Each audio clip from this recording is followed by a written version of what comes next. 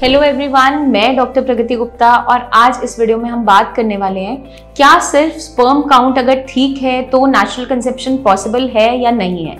जब भी आप सीमन एनालिसिस का टेस्ट करवाते हैं, सबसे प्रायोरिटी में हम क्या नजर में रखते हैं कि स्पर्म काउंट अच्छा होना इंपॉर्टेंट है, बट एक्चुअल में ऐसा नहीं होता। कंसेप्शन के लिए स्पर्म काउंट अच्छे होने के साथ साथ स्पर्म की क्वालिटी का अच्छा होना बहुत इंपॉर्टेंट है, क्योंकि अगर स्पर्म की क्वालिटी अच्छी नहीं है, स्पर्म्स मोटाइल नहीं है, तो डेफिनेटली उस कंडीशन में फर्टिलाइजेशन नहीं हो पाती, कंसेप्शन नहीं हो पाता। तो इसके बारे में समझना जानना बहुत ज़रूरी है कि इनकी क्या क्या इंडिकेशंस है, किस कंडीशन में ये हम जब टेस्ट करवाते हैं तो क्या हमें ये इंडिकेट करता है। तो एज पर अगर हम WHO की गाइडलाइंस की बात करें तो स्पर्म काउंट की अगर हम नॉर्मल बात करें, नॉर्मल स्पर्म काउंट आपका जो होना चाहिए वो 15 मिलियन पर ml माना जाता है, और जो मोटिलिटी है वो 40% मोटाइल स्पर्म्स होने चाहिए, मतलब कि मूवमेंट स्पर्म्स की अच्छी होनी बहुत ज़रूरी है। प्रोग्रेसिव मोटिलिटी जो है वो 32% होना बहुत इंपॉर्टेंट है, और जो मॉर्फोलॉजी है जो आपकी स्पर्म की शेप को इंडिकेट करती है वो 4% होना बहुत इंपॉर्टेंट है। तो ये सारा जब हम काउंट देखते हैं या फिर ये हम रेशो देखते हैं, ये इंडिकेट क्या करता है कि स्पर्म की क्वालिटी कैसी है।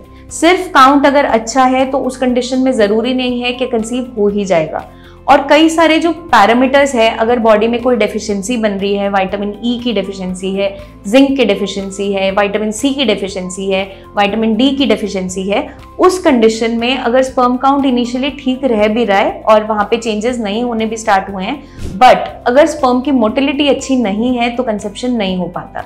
तो इसलिए आपने जब भी सीमन एनालिसिस टेस्ट करवाया है तो सिर्फ स्पर्म काउंट को नहीं देखना, आपने मोटिलिटी भी देखना है, उसकी मॉर्फोलॉजी ठीक है या नहीं, क्योंकि अगर शेप डिफॉर्म्ड है या वहाँ पे चेंजेस है तो भी कंसेप्शन पॉसिबल नहीं होता। अगर कंसीव हो भी जाता है तो मिसकैरेज हो जाते हैं। तो इसलिए स्पर्म काउंट के साथ साथ हमें क्वालिटी ऑफ स्पर्म का अच्छा होना बहुत ज़रूरी हो जाता है।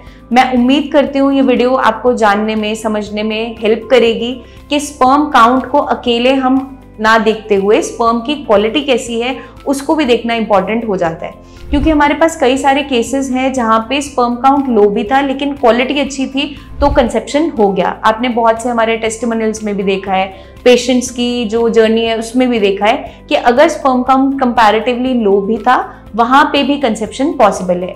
तो मैं उम्मीद करती हूँ ये वीडियो आपको मदद करेगी जानने में, समझने में। फिर भी आपके कोई डाउट्स, क्वेश्चंस है, कमेंट करके आप हमसे पूछ सकते हैं। नीचे दिए हुए नंबर्स पर हमारे टीम ऑफ डॉक्टर्स से कंसल्टेशन भी ले सकते हैं।